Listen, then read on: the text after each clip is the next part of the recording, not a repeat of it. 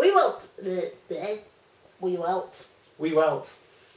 Cool story. We went to Belgium ages ago. While we were in Belgium, we came up with a cool idea. And then we forgot. So Belgians are very passionate about their chocolates, and the quality of the chocolate, and the purity of their chocolates, and the cocoa content of their chocolates. The word chocolate has lost all meaning. We thought we'd do a comparison. Which of the stupidly hipsterish chocolates you should go for? This is Le Comptoir de Mathilde, Les Origines, from the tiny island of Sao Tome. An African island located in the Gulf of Guinea is the cradle of the cocoa in Africa. I'm sure it tastes so much better because of that. It also has a picture of a turtle on the front. Just gonna kind of rip into it. You can't just rip into it. Well, I started to pull on it and it ripped, so... Okay. Ooh, that smells of chocolate. Chocolate. Useless. The cradle of the cocoa bean does not adhere to your human rules. I think that one's marginally bigger, then those two are the same size, and then you've got this little narrow strip in the middle. That makes it really hard to divide this up. Maybe if you unwrap the whole bar, it's supposed to be like a turtle shell pattern or something.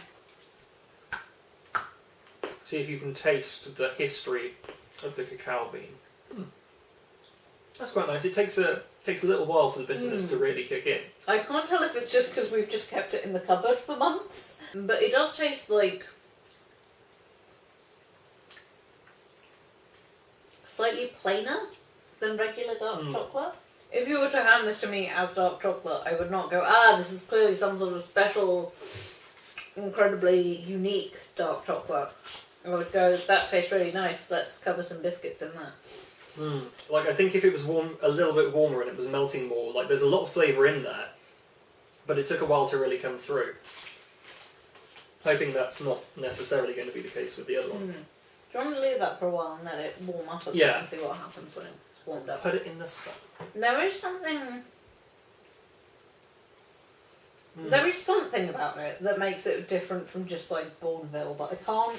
As you bite into it, it does kind of sit differently in your mouth than like regular dark chocolate does. You know, like when you bite into a bar of chocolate and it kind of like crumbles into your mouth and starts to melt in your mouth.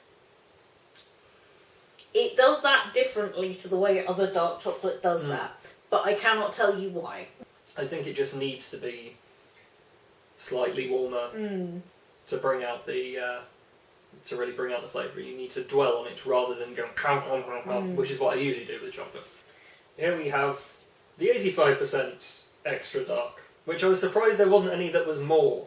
I was like, is it possible to make chocolate that's 95% cocoa? I feel like after 90% it loses structural integrity, and we learned all about this at the various chocolate museums we've been to. Cocoa solids. Yeah, cocoa mass, which is the main bit. Yeah. Milk and...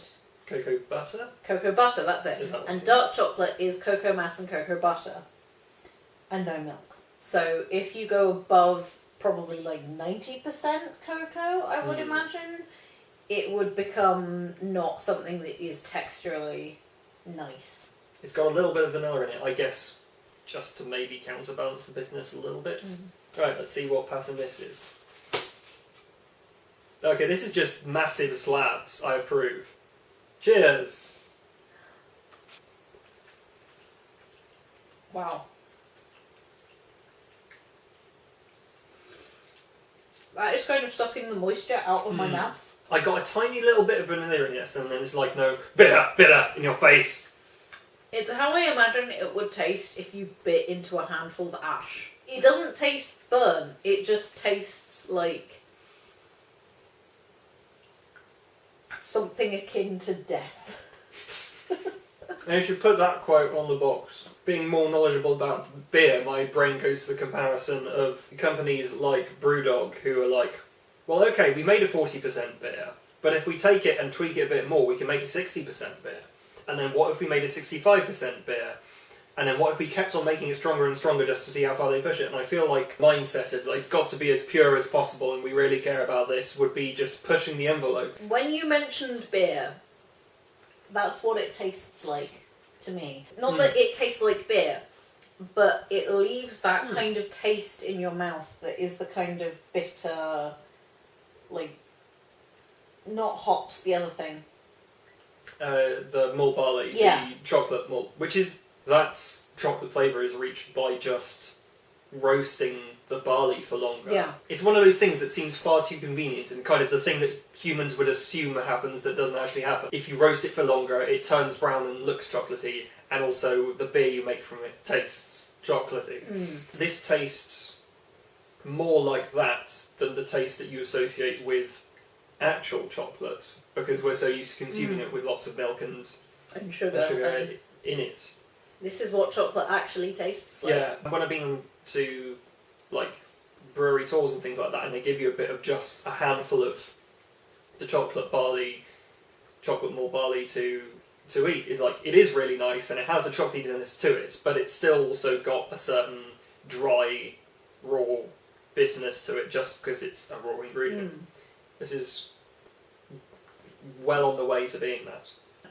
I quite like it, but it is just very malty. And I don't know if the vanilla in it is throwing me off at all, but there's like, the taste that I get at the end of it is much nicer than the initial biting into it taste, and I think that might be the vanilla throwing me off, which is weird because I usually like vanilla. You're biting into something that's quite malty and earthy and dry, and then you're also just kind of getting vanilla be like, I'm here too! Hi! And which is not really vanilla's job. Vanilla's job is to stand in the background and keep everything else together. It's not bad, but I'm not reaching for more. Yeah. Now time has passed, the remaining flavour from the 85% one, like, it's not even flavour that's remaining. It's like, I can tell I have eaten chocolate, but it's just every so often the dry sensation at the top of my mouth becomes more apparent again. Should we go back to the other one and see if it's warmed up a little? Yes, let's do that. Dropping it. I mean, that's something important to take into account in this review of, it doesn't have a handy carry handle. In terms of functionality, there's something really missing from this block. It's not too bad. I'm grasping it here between forefinger and thumb. It seems to be fairly stable, but as I'm gesticulating and talking, there's a very good chance it could go flying off if it really had just some sort of way of sticking it properly in your hand and making sure that you're not going to suddenly fling chocolate across the room. Because unless someone is really quick and manages to catch it in their mouth, then that's chocolate that you've wasted, and no one wants that.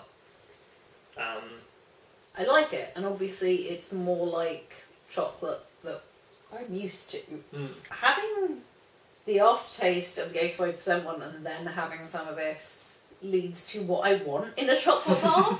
Something else we've had in the past is the sort of, you get them in a lot of touristy shops, the sort of the Peruvian blend of chocolate and the Mexican blend of chocolate, which is sort of chocolate with some herbs and spices thrown in there that are local to the region. And combining the two, like the malty aftertaste of that with the slightly sweeter element of this, is a very similar kind of thing.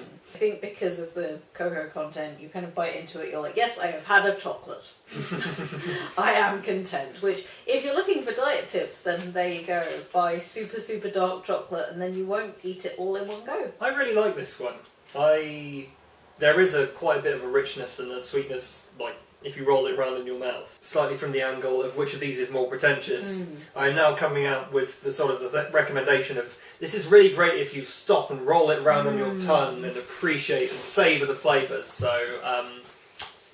we're foodie trash, basically. I think this is about as dark, about high chocolate content I would want to get before it gets to the point where I'm like, well, this is an interesting novelty or something that's good for cooking.